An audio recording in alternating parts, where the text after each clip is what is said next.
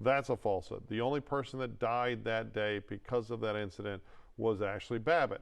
And the question is, was it fair for the Trump administration, Department of Justice, to agree to pay her family $5 million after the Justice Department under the Biden administration had determined no laws were broken?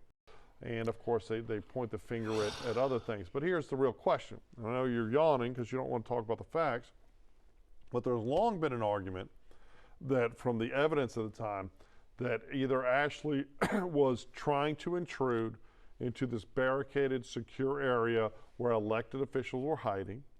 She was obviously unarmed, and whether or not it was appropriate for the officer to shoot and kill her at point-blank range.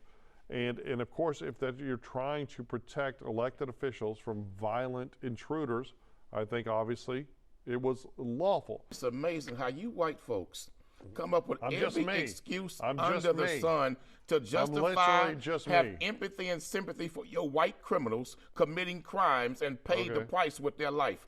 This lady was committing a crime on January the 6th. Then you bring up these agent provocateurs and agent infiltrators who put themselves into the crowd per instructions. Well, we should and know orders. what that happened. Let me finish. Operation COINTELPRO, the counterintelligence program of J. Edgar Hoover against black organizations, black activists, and leaders. Can we talk about They had this specific incident? instructions to always infiltrate the protesters. And they had specific instructions to create agitation and encourage the protesters to commit crimes.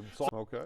Charles, you and I both know this is sending a message. We were just talking about George Floyd. His family got $30 million, $28 million. He pardoned every member of the January 6th rioters, even the violent ones. Even the violence. Even when he said that we will not pardon the violent ones, he pardoned all of them. Like we talked about George Floyd earlier in the week, the anniversary is coming up.